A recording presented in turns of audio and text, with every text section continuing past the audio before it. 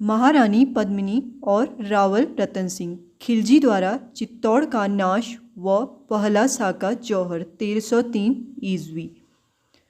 रावल रतन सिंह रावल समर सिंह के पुत्र थे जो असाधारण और सूरवीर राजा थे। रावल रतन सिंह की एक अप्रतिम सुंदर पत्नी थी जिनका नाम था रानी पद्मिनी।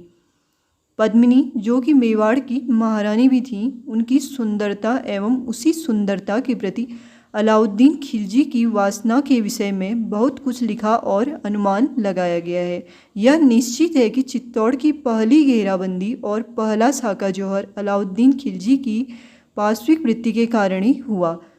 रतन सिंह और पद्मिनी के इर्द गिर्द एक काल्पनिक गाथा पद्मावत लिखने वाले मलिक मोहम्मद जायसी के काव्यात्मक प्रस्तुतिकरण पर विश्वास करने से इस युग के आसपास बहुत भ्रम पैदा हुआ है, किंतु ऐतिहासिक रूप से जायसी का लेखा जोखा अविश्वसनीय है और इसे केवल रानी पद्मिनी और रावल रतन सिंह के आसपास के कुछ मिथकों को दूर करने के लिए यहाँ स्पष्ट किया जा रहा है। सर्वप्रथम पद्मावती के नाम से कोई रानी नहीं थी। यह एक काल्पनिक चरित्र है जो जायसी ने अपने काव्य के लिए बनाया था। यद्यपि यह रानी पद्मिनी से ही प्रेरित था, इसलिए चित्तौड़ की महान रानी पद्मिनी को पद्मावती के रूप में दिखाने के सभी प्रयासों और योजनाओं का विरोध किया जाना चाहिए। एक मुसलमान व्यक्ति की कल्पना को इस तरह की अनुमति नहीं दी जा सकती कि जिस महान हिंदू रानी ने अपने सम्मान और धर्म की रक्षा के लिए अकल्पनीय बलिदान दिया हो, उस महानतम रानी का नाम ही वह परिवर्तित कर दे।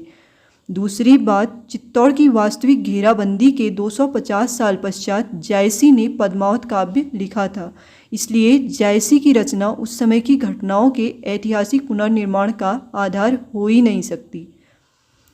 अलाउद्दीन खिलजी का जन्म 1267 ईस्वी में हुआ था और उसका पालन पोषण उसके चाचा जलालुद्दीन खिलजी ने किया था, जो दिल्ली के निकट के कुछ भाग पर राज्य करता था। जलालुद्दीन ने दाश वंश में एक छोटे अधिकारी के रूप में अपने जीवन की शुरुआत की थी और अंतिम दास राजा मुइजुद्दीन कैंकाबाद की मृत्यु के पश्चात उसने उसके राज्य पर अधिकार कर लिया। उसकी पुत्री का विवाह जलालुद्दीन से हुआ था। अलाउद्दीन ने 1296 ईस्वी में जलालुद्दीन की हत्या कर दिल्ली का राज्य हथिया लिया एवं उत्तर भारत के हिंदू राजाओं पर आक्रमण करना शुरू कर दिया। हिंदू साम्राज्यों जैसे परमार, वाघेला, चाहमना तथा मेवाड़ के रावलों के पूरे वंश का नाश करने का काम अलाउद्दीन ने ही किया। उसका कुख्यात किन्नर दास सेनापति मलिक काफूर पहला मुसलमान सेनापति था जिसने विंध्य पर्वत पार कर दक्षिण भारत के यादव, काकातीया तथा होयसल राजाओं को परास्त किया था। काफूर का जन्म हिंदू परिवार में हुआ था और उसे अलाउद्दीन के सेनापति नुसरत खान ने 1299 ईस्वी में एक दास के रूप में खरीदा था। हम केवल अलाउद्दीन द्वारा राजस्थान में दो मुख्य आक्रमणों के विषय में बात करेंगे, रणथंभौर एवं चित्तौड़। 1297 ईस्वी में अलाउद्दीन के अनुभवी सेनापति उलुग खां एवं नुसरत खां ने रुद्र महालय तथा सोमनाथ के मंदिरों को लूटा और शिवलिंग के भग्नाशों को अलाउद्दीन को दिखाने साथ ले गए। जालौर के राजकुमार कान्हड़ देव सोनगरा एवं एक नवीन परिवर्तित मुसलमान मोहम्मद शाह ने मिलकर अलाउद्दीन की सेनाओं से युद्ध कर उन्हें परास्त किया। कान्हड़ देव ने शिवलिंग के भग्नाशों में से नवीन शिवलिंग बनवाए एवं उन्हें प्रभास, पाटन, बागदा, आबू, जालौर एवं अपने निजी उद्यान में स्थापित करवाए। कान्हड़ देव का बाद में मोहम्मद शाह से मतभेद हो गया क्योंकि उसके सैनिक और वो स्वयं गौमांस खाते थे। ऐसे में मोहम्मद शाह एवं एक और मुसलमान सेनापति कबरू अलाउद्दीन के भय से भागते हुए रणथंभौर के राजा हम्मीर देव चौहान की शरण में चले गए। हम्मीर ने उन्हें शरण दी ताकि समय आने पर अलाउद्दीन के विरुद्ध वो इनका प्रयोग कर सके। अलाउद्दीन ने राजस्थान के रणथंभौर दुर्ग पर 1301 ईस्वी में आक्रमण कर दिया तथा अंततः उस पर अधिकार भी कर लिया। अधिकांश ऐतिहासिक उल्लेखों में रणथंभौर के चौहान शासक हम्मीर देव पर अलाउद्दीन की विजय के विषय में लिखा है, किंतु स्थानीय गौरव गाथाओं में शौर्य और विश्वासघात की बिल्कुल भिन्न कथा का वर्णन है। लेखक ने रणथंभौर दुर्ग के निकट कई दिवस तक इस विषय में स्थानीय लोगों एवं गाइडों से बातचीत की, किंतु सभी खिलजी एवं हम्मीर के मध्य हुए इस युद्ध में हम्मीर की विजय पर एकमत थे। यह कथा खिलजी का हिंसक व जिहादी रूप दिखाने के लिए लिखी जा रही है। यद्यपि इतिहासकारों ने जो मिथ्याचार फैला रखा है उसी पर भारत विखंडन शक्तियां अपना दांव खेल रही हैं। 1300 ईस्वी में अलाउद्दीन ने अपने दोनों सेनापतियों नुसरत खां एवं उलुग खां को रणथंभौर पर आक्रमण करने भेजा। अलाउद्दीन की 80,000 की सेना ने हम्मीर की सेना पर आक्रमण किया, किंतु मुसलमानों को इसका बुरा परिणाम भुगतना पड़ा। नुसरत खां एक बड़ी गुलेल से छूटे शिलाखंड से मारा गया। इसके पश्चात हम्मीर की सेना ने दुर्ग से बाहर आकर मुसलमानों की सेना को तहस नहस कर दिया। उलुग खां यहाँ से बच निकला और उसने दिल्ली से मदद मंगवाकर इस अभियान को जारी रखा। इसके पश्चात 1301 ईस्वी में खिलजी स्वयं अपनी सेना लेकर इस अभियान में शामिल हो गया। लंबे समय से दुर्ग को घेरे जाने के कारण दुर्ग में भोजन पानी समाप्त हो चला था। राजपूतों के पास अन्य कोई विकल्प नहीं था सिवाय इसके कि दुर्ग का द्वार खोलकर खुले में युद्ध किया जाए। विरमा, जाजा, मोहम्मद शाह इत्यादि इनके साथ मिलकर हमीर देव ने दुर्ग के निकट ही खिलजी की सेनाओं पर जंग कर आक्रमण किया एवं यह पहले से ही निश्चित किया गया था कि यदि राजपूत हारे तो दुर्ग में महिलाएं बच्चों के साथ जौहर करेंगी।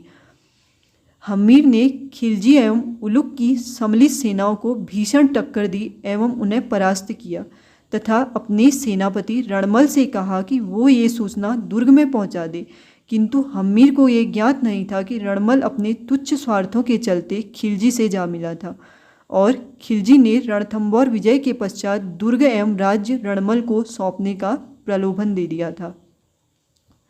रणमल तथा उसके सहायक रतनपाल ने दुर्ग में रानियों तथा निवासियों को ये बताया कि राजा युद्ध हार गए हैं।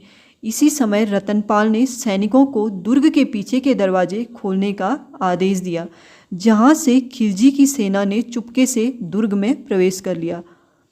हमीर देव का परिवार व्यथित हो उठा। उनकी पटरानी रंगा देवी ने अन्य रानियों एवं बच्चों के साथ जौहर कर लिया। हम्मीर की पुत्री राजकुमारी पद्मला ने शरीर पर शिलाखंड बांधकर दुर्ग के एक कुंड में कूदकर जल जौहर कर लिया। भारतवर्ष में जल जौहर की ये प्रथम घटना थी। दुर्ग में स्थित पद्मला तालाब आज भी उस राजकुमारी के जौहर और बलिदान की गाथा सुनाता प्रतीत होता है। हम्मीर ने दुर्ग से उठती जौहर की लपटें देखी तो वे अधीर होकर दुर्ग की ओर दौड़े, किंतु वहां जाकर उन्हें रणमल तथा उसके साथियों के विश्वासघात के विषय में ज्ञात हुआ। उन्होंने रणमल और रतनपाल को दुर्ग के द्वार के निकट ही शिव मंदिर के सामने सिर छेद कर मार दिया। इसके बाद व्यथित हम्मीर शिव मंदिर में अपना शीश काटकर शिव में लीन हो गए। इधर रणभूमि में राजपूत सैनिक अपने राजा के बिना भी वीरतापूर्वक लड़ रहे थे, किंतु वो भी अधिक देर तक टिक नहीं पाए। अंततः यद्यपि खिलजी पराजित हुआ था, किंतु फिर भी दुर्ग उसके हाथों में आ गया, जो कि हम्मीर के इस सेनापति के विश्वासघात का परिणाम था। इधर मलिक काफूर ने भी दक्षिण भारतीय साम्राज्यों को लूटकर उनसे भारी मात्रा में लूटा गया धन अलाउद्दीन की सेवा में भेज दिया। रणथंभौर पर जीत खिलजी के लिए एक मनोबल बढ़ाने वाली जीत थी और उसने इस दुर्ग को अपने भाड़े के सैनिकों को अल्लाह का पवित्र उपहार कहकर उन्हीं के संरक्षण में दे दिया। अब हम चित्तौड़ की ओर वापस चलते हैं। धीरे धीरे लूटकर धन एकत्र करना और भाड़े के सैनिकों की एक सेना खड़ी करना ही अब अलाउद्दीन का मुख्य कार्य बन चुका था। अलाउद्दीन ने चित्तौड़ पर अपनी नज़रें गड़ा दी, क्योंकि चित्तौड़ उत्तरी भारत में हिंदू प्रतिरोध का केंद्र था। अलाउद्दीन अब अपनी धन संपदा में वृद्धि करने के लिए दक्षिण भारत पर आक्रमण करना चाहता था, किंतु चित्तौड़ उसके लिए एक बड़ी बाधा था। न केवल सैन्य दृष्टि से, वरन चित्तौड़ अपने दोनों ओर व्यापार के मार्ग भी नियंत्रित करता था। रानी पद्मिनी की सुंदरता की कहानी मेवाड़ राजमहल के एक सेवक रघुनाथ ने खिलजी के कानों तक पहुंचाई थी। रावल रतन सिंह के दरबार में रघुनाथ कवि था और दरबार में मनोरंजन करता था। रघुनाथ को हिंदी फिल्मों में और साहित्य में मुख्य ब्राह्मण पुजारी के रूप में दिखाया गया है। इसका एकमात्र उद्देश्य है हमारे पुरोहित वर्ग को विश्वासघाती व देशद्रोही के रूप में नीचा दिखाना, जबकि राजस्थान के ब्राह्मण सबसे प्रतिबद्ध हिंदू थे जो कि न केवल राजाओं व प्रजा को धर्म के प्रति जागृत रखते थे बल्कि अस्त्र शस्त्र की शिक्षा भी देते थे। उनमें से कई ब्राह्मण स्वयं योद्धा थे और हिंदू युवाओं को युद्ध में प्रशिक्षित करने के लिए अखाड़े चलाते थे। रणथंभौर और सिवाना के किलों की जीत की सफलताओं के साथ खिलजी ने 1302 ईस्वी में चित्तौड़ दुर्ग पर घेराबंदी की। खिलजी ने घेराबंदी हटाने के बदले में राजपूतों के सामने पद्मिनी को समर्पित करने की शर्त रखी। यह प्रस्ताव राजपूतों के लिए आत्मसमर्पण से भी अधिक अपमानजनक था। जिहादी हथियारों से लड़ने के लिए आसपास के राज्यों के सहस्त्रों राजपूत और हिंदू योद्धा रतन सिंह के लिए आ खड़े हुए।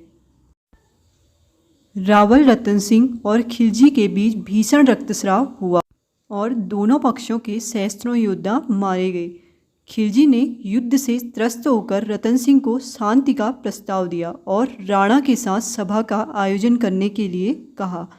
यह असत्य बहुत प्रचारित किया जाता है कि खिलजी ने पद्मिनी के मुख को दर्पण में प्रतिबिंब के माध्यम से देखने की बाध्यता रखी थी, किंतु किसी भी ऐतिहासिक विवरण से इसकी पुष्टि नहीं हुई है। लेखक को एक भी पुस्तक में इस असत्य का उल्लेख नहीं मिला। मेवाड़ वंश की परंपरा के अनुसार इस बात की कोई संभावना नहीं है कि स्वाभिमानी राजपूत खिलजी की मांग को मानने के लिए सहमत हुए होंगे। यद्यपि चित्तौड़ किले में आज यदि कोई पर्यटक आता है तो उसे प्रतिबिंब के इस झूठ के किस्से सुनाए जाते हैं। खिलजी और रतन सिंह की बैठक केवल युद्धरत राजाओं के बीच संधि की शर्तों पर चर्चा करने के लिए हुई थी। खिलजी अपने साथी जिहादियों के साथ धर्म के प्रति सत्यनिष्ठ रतन सिंह से मीठी मीठी बातें करता रहा और कुछ उपहारों के बदले घेराबंदी उठाने को तैयार हो गया। इसके पश्चात रावल रतन सिंह अपनी सरलता और शिष्टता के चलते खिलजी को दुर्ग के नीचे तक छोड़ने आए। दुर्ग के नीचे पहुंचते ही खिलजी ने अपनी धृष्टता एवं कपटी होने का प्रमाण दे रावल रतन सिंह को बंदी बना लिया। खिलजी ने रावल रतन सिंह को मुक्त करने के बदले शर्त रखी कि रानी पद्मिनी स्वयं खिलजी के पास चली आए। खिलजी यह भलीभांति जानता था कि राजपूत सरदार अपनी रानी को कभी समर्पण नहीं करने देंगे तथा खिलजी की सेना से उन्हें युद्ध करना ही पड़ेगा। रावल रतन सिंह की सेना अपने राजा के बिना हताश और व्याकुल हो चुकी थी और खिलजी जानता था कि हतोत्साहित सेना को वह सरलता से पराजित कर देगा। किंतु खिलजी एक क्षत्राणी के संकल्प व शौर्य के विषय में कुछ नहीं जानता था। उसके अपने समाज में तो स्त्री का यह रूप उसकी कल्पना से भी परे था। रानी पद्मिनी स्वयं एक कुशल योद्धा और चतुर नीतिकार थीं। रानी पद्मिनी ने अपने चाचा गोरा और भतीजे बादल के नेतृत्व में मेवाड़ के श्रेष्ठ योद्धाओं के साथ रतन सिंह को छुड़ा लाने की योजना बनाई। बादल बहुत कम वय के थे, किंतु राजपूतों से अपेक्षा की जाती थी कि वे अपनी इतनी कम आयु में भी दुश्मन से युद्ध करेंगे और बादल के लिए यही बड़े सम्मान की बात थी। खिलजी को सूचित किया गया कि जब वह चित्तौड़ के आसपास की खाइयों से अपने सैनिक को हटा लेगा उसके पश्चात ही महारानी पद्मिनी को भेजा जाएगा, उनकी साथी महिलाओं और दासियों के साथ। रानी पद्मिनी ने स्वयं अपनी और अपने साथ आने वाली महिलाओं की मर्यादा और निजता का उल्लंघन रोकने के लिए स्पष्ट मांग की थी। 700 से अधिक पालकियों को तैयार कर लुटेरों के शिविर में भेज दिया गया। प्रत्येक में मेवाड़ के सबसे वीर योद्धाओं को रखा गया था और उनकी पालकी उठाने वालों के वेश में 6 सशस्त्र सैनिक थे। खिलजी ने रतन सिंह और पद्मिनी को बिछड़ने से पूर्व भेंट के लिए आधे घंटे का समय दिया। रतन सिंह और पद्मिनी कुछ दूर तक पालकी में गए। थोड़ी दूर पर अश्वारोहियों का एक समूह प्रतीक्षा कर रहा था और इसके आगे वे सुरक्षित रूप से चित्तौड़ दुर्ग में प्रवेश कर गए। इधर 5,000 हिंदू सैनिकों ने खिलजी की सेना को चित्तौड़ के दुर्ग में प्रवेश करने से रोकने के लिए बाहरी द्वार पर मोर्चा बना लिया। खिलजी इस घटनाक्रम से भौचक्का रह गया और उसने आक्रमण कर दिया। अपने महाराज रतन सिंह की सुरक्षा के प्रति कटिबद्ध और रानी के सम्मान की रक्षा की एकमात्र इच्छा से गोरा और बादल ने खिलजी के सैनिकों पर विनाश का तांडव शुरू कर दिया। इस विनाशकारी युद्ध में सहस्त्रों योद्धा मारे गए, किंतु मेवाड़ के योद्धाओं ने आक्रमणकारियों को व्यापक रूप से पीछे धकेल दिया। अलाउद्दीन खिलजी अपने उद्देश्य में पूरी तरह से पराजित हो गया था और राजपूत सेना द्वारा किए गए विध्वंस को देखकर खिलजी अपनी घेराबंदी समाप्त करने और दिल्ली वापस जाने के लिए बाध्य हो गया। चित्तौड़ के द्वार पर गोरा वीरगति को प्राप्त हुए। बहुत कम बचे हिंदू योद्धा वापस दुर्ग की सुरक्षा में लौट पाए थे, जिसमें बुरी तरह घायल किशोर बादल भी था। बादल और उनकी चाची गोरा की वीर पत्नी के बीच का अद्भुत वार्तालाप उस समय की मान्यताओं पर प्रकाश डालता है।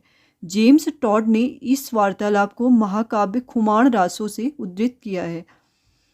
चाची बादल से पूछती हैं, जब वह उनके स्वामी के साथ था तो उन्होंने क्या क्या किया था? बादल ने उत्तर दिया, वह युद्ध में किसी कृषक की भांति अपनी तैयार फसल को काट रहे थे। जहाँ जहाँ उनकी तलवार की चमक दिखाई देती, मैं उनके साथ ही रहा।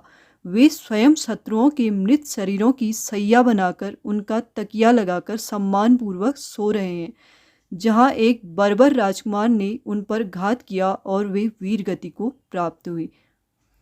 चाची ने पुनः पूछा, मुझे बताओ बादल, मेरे स्वामी ने कैसा शौर्य दिखाया? इस पर बादल कहते हैं, अरे माँ, उनके साहसपूर्ण कृत्यों का कोई क्या वर्णन करेगा। उन्होंने तो स्वयं से भय खाने अथवा उनकी प्रशंसा करने के लिए भी किसी शत्रु को जीवित नहीं छोड़ा।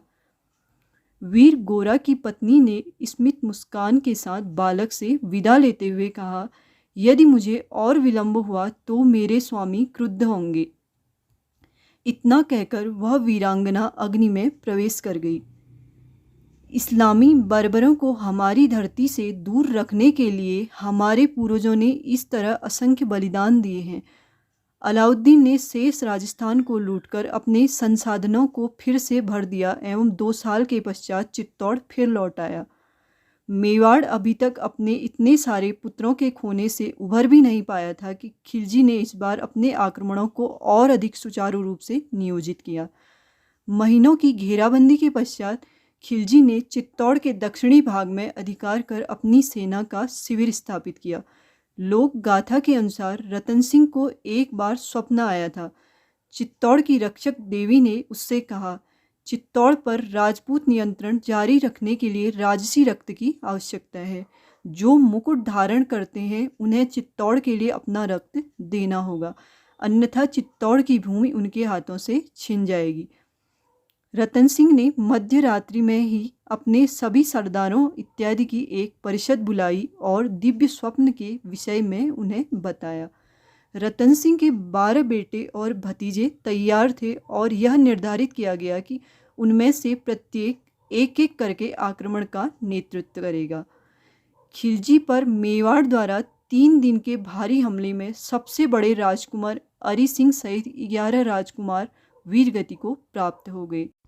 तीसरी रात को रतन सिंह के प्रिय पुत्र करण सिंह उत्तरी द्वार से निकलकर केलवाड़ा की सुरक्षा में चले गए।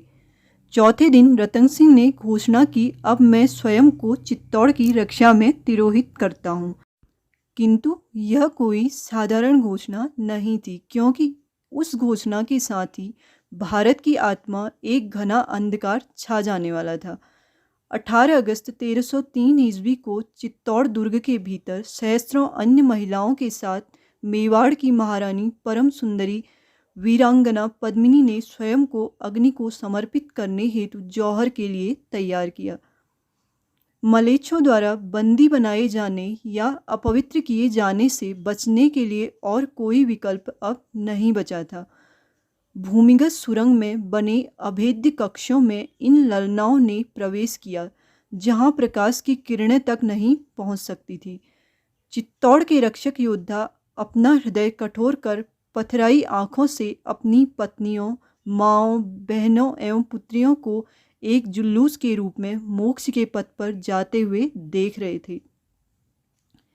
पतियों ने अपनी पत्नियों की मांग अंतिम बार भरी। जिन स्त्रियों के आलिंगन में प्रेम की चरम अनुभूतियां छुई थीं, उनसे अंतिम बार आंखें मिली। हर पुरुष असहाय भी था और निश्चिंत भी। असहाय क्योंकि अपनी स्त्री को जलने भेज रहा था, निश्चिंत इसलिए कि अब कोई दुर्गंध से युक्त मलेच्छ उसकी स्त्री को नहीं छू सकता था। बापों ने बेटियों के माथे चूमे होंगे, अंतिम बार अपनी लाडली के तन की सुगंध से अपनी आत्मा को तरंगित किया होगा। नन्हे बच्चों को माँओं से बांधते समय झूठा दिलासा दिया होगा कि मैं भी पीछे पीछे आ रहा हूँ। सब वीरांगनाओं ने पुरोहितों, गुरुओं व चारणों से आशीष लिया होगा कि इस परीक्षा की घड़ी में चित्त में कायरता का कोई कंपन न हो जाए। पुरुषों व गुरुओं ने अपना हृदय पाषाण काकर सब संवेदनाओं से रिक्त कर लिया होगा कि यदि दुर्बलता की एक लकीर भी चेहरे पर दिखी तो हमारी नारियों की अंतिम यात्रा ही कष्टपूर्ण हो जाएगी। और यह 100, 200, 500 लोगों की नहीं, पूरे चित्तौड़ के सैकड़ों लड़ाकों व उनके परिवार की भावदशा थी। आत्मसम्मान की रक्षा व बर्बरता के प्रति अस्वीकार की हट के सम्मुख जीवन, संबंध, करुणा, प्रेम, ममता सब गौण व निरर्थक हो गया था। जब सभी महिलाएं सुरंग में प्रवेश कर गईं तो महारानी पद्मिनी ने सुरंग के कपाट बंद कर लिए ताकि उस अग्निकुंड में जो भी महिलाएं बालिकाएं थीं उनके सम्मान और शुचिता को तातारियों की वासना से दूषित होने से बचाया जा सके। मेवाड़ की वीरांगनाओं का गौरव अब उस कपाट के पीछे सुरंग में बंद था ताकि वे अग्नि के वृत्त में अपने सम्मान को सुरक्षित रख पाएं। हमारे इन अद्भुत पूर्वजों से जो क्रूरतम शक्तियां भी नहीं छीन सकती थी वह था आत्मगौरव।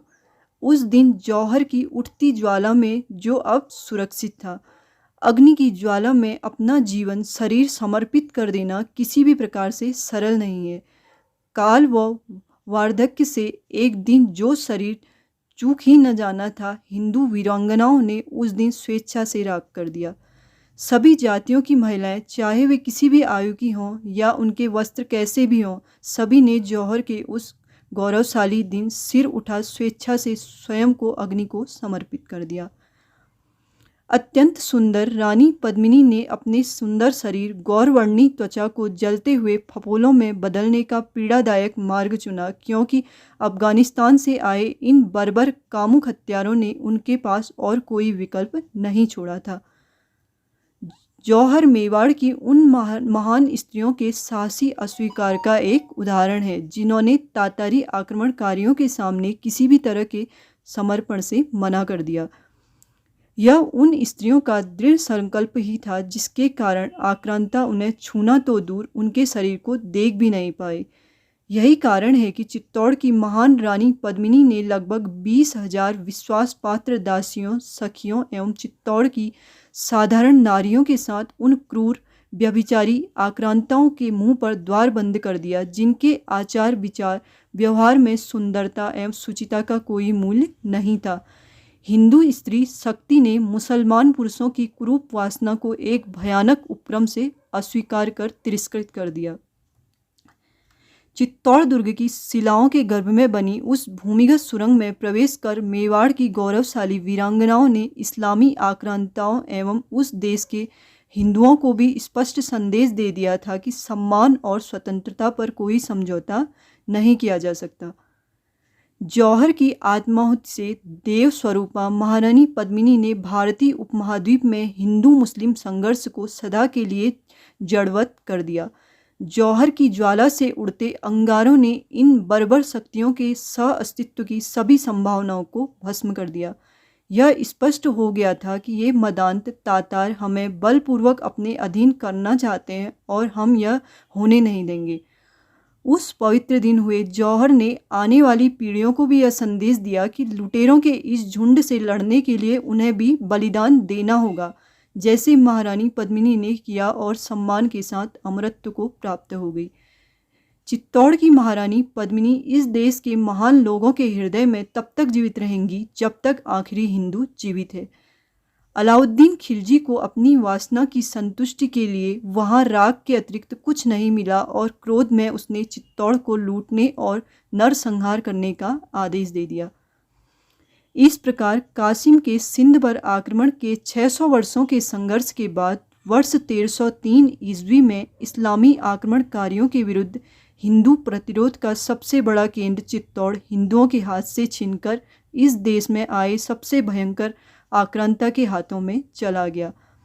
अपनी खीज में अलाउद्दीन ने 26 अगस्त 1303 ईस्वी को चित्तौड़ के 30 सहस्त्र साधारण नागरिकों की हत्या का आदेश दिया।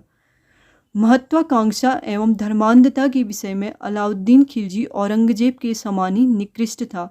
उसने स्वयं को सिकंदर ए सानी यानी दूसरे सिकंदर के रूप में भी प्रचलित किया, जिसे उसने अपने समय के सिक्कों पर लिखवाया। खिलजी ने अगले कुछ दिनों में चित्तौड़ में निर्मित प्रत्येक भवन एवं भव्य मंदिरों को लूटा व तोड़ा। धर्मांधता से प्रेरित होकर उसने बर्बरता एवं धृष्टता की समस्त सीमाएं पार कर दी तथा कला और स्थापत्य के अद्भुत उदाहरण सभी स्मारकों को ध्वस्त कर दुर्ग को अपने पुत्र खिज्र खां को सौंप वह शेष राजस्थान में विध्वंस फैलाने आगे बढ़ गया। गौरवशाली अहुलवाड़ा, प्राचीन धार और अवंती, मंडोर और देवगिर, सोलंकी, परमार और प्रतिहारों की गद्दियाँ तथा अग्निकुल के समस्त वंशों को अलाउद्दीन खिलजी की दरिंदगी ने हमेशा के लिए उलट दिया था। जैसलमेर, गागरोन, बूंदी, जालौर सभी के हिंदुओं को इस भयावह दुश्मन के आक्रमण का सामना करना पड़ा। यह राजपूतों की दृढ़ता एवं धैर्य ही था जिसके बल पर वह खिलजी जैसे कट्टर धर्मावलंबी शत्रु द्वारा इतनी बुरी तरह ध्वंस होने के पश्चात भी कुछ ही वर्षों में पुनः इस्लामी साम्राज्यवादी शक्तियों के विरुद्ध संघर्ष हेतु उठ खड़े हुए। खिलजी ने राजपूतों को युद्ध और धार्मिक घृणा का अत्यंत कटु अनुभव करवा दिया था। जिहाद की इस हत्यारी मशीन के विरुद्ध युद्ध में सरल हृदय, न्यायपूर्ण और नैतिक सिद्धांतों का कोई स्थान नहीं था और आने वाली शताब्दियों में यह स्पष्ट भी हो गया कि राजपूतों ने इस भीषण ध्वंस से बहुत कुछ सीखा। जैसे जैसे पश्चिमी सीमा से आक्रमणकारियों की भीड़ भारत में आती रही, मेवाड़ के महाराणाओं के नेतृत्व में भारत के हिंदू लड़ते रहे और उन्हें पुनः पराजित करते रहे। खिलजी से तुगलक और सैयद से लोदी और फिर मुगल शताब्दियों तक आक्रमणकारियों के जाति एवं वंश बदलते रहे, किंतु उन्होंने मेवाड़ राजवंश में स्थापित सिसोदिया वंश को सदैव गौरव के साथ केसरिया ध्वज और स्वतंत्रता की भावना को प्रबलता से उठाए हुए पाया। महारानी पद्मिनी और चित्तौड़ में उनके साथियों द्वारा स्वैच्छिक बलिदान की ऊष्मा ही थी जिसने मेवाड़ के वंशजों में आक्रमणकारियों की क्रूर शक्ति के समक्ष संघर्ष की उस ज्वाला को प्रज्वलित रखा तो उनके पूर्वजों ने जौहर से चेतन की थी। रतन सिंह के पुत्र करण सिंह ने केलवाड़ा के पर्वतीय क्षेत्र में शरण ली एवं चित्तौड़ को पुनः प्राप्त करने के लिए सेना एकत्र करना प्रारंभ किया। करण के दो पुत्र राहब एवं माहब हुए। बड़े पुत्र माहब डूंगरपुर की ओर निकल गए एवं उस पर अधिकार कर लिया। छोटे राहब कुशल योद्धा थे, वो सिसोद नाम के गांव में बस गए। इसी सिसोद गांव के पीछे उनके वंशजों को कालांतर में सिसोदिया के नाम से जाना जाने लगा। चित्तौड़ को पुनः प्राप्त करने के लिए हुए युद्ध में राहब अपने पिता करण सिंह के साथ वीर गति को प्राप्त हुए। 3 दशकों की एक छोटी सी अवधि में सिसोदिया वंश की 9 पीढ़ियां चित्तौड़ को पुनः प्राप्त करने के उद्योग में समाप्त हो गई, जिसे अंततः भुवन सिंह ने एक भयंकर लड़ाई के पश्चात पुनः प्राप्त कर लिया। इस प्रकार रेगिस्तान के धर्मांध आक्रांताओं द्वारा चित्तौड़ के पहले अधिग्रहण और मेवाड़ के गौरवशाली पुत्रों द्वारा पुनः प्राप्त करने की कथा समाप्त होती है।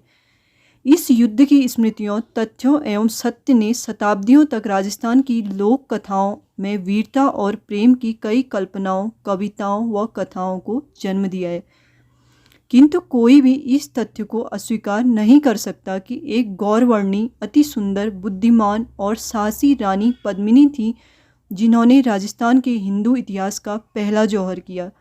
इस प्रकार इस्लामी लुटेरों द्वारा हमारी वैदिक भूमि की महिलाओं का हरण करने और हिंदुओं का विनाश करने के मंतव्य के विरुद्ध एक अपरिवर्तनीय संघर्ष की आधारशिला रखी। यह संघर्ष शताब्दियों के पश्चात भी आज भी कहीं न कहीं किसी न किसी रूप में चला आ रहा है और जब तक हिंदुओं में स्वतंत्रता की उत्कट प्यास है यह संघर्ष चलता रहेगा। महारानी पद्मिनी आज भी उस दृढ़ हिंदू भावना का प्रतीक हैं जिसके सम्मान स्वतंत्रता को बलपूर्वक झुकाया नहीं जा सकता। हमें स्वयं को धन्य मानना चाहिए कि हम उन अद्भुत रानी एवं वीर राजा रतन सिंह की परंपरा के वाहक हैं। अब यह हम पर निर्भर है कि हम रानी पद्मिनी के सर्वोच्च बलिदान द्वारा स्वयं को अग्नि में समर्पित कर देने वाले उस संघर्ष को और कभी भी किसी भी मूल्य पर कामांध हत्यारों के समक्ष आत्मसमर्पण न करें।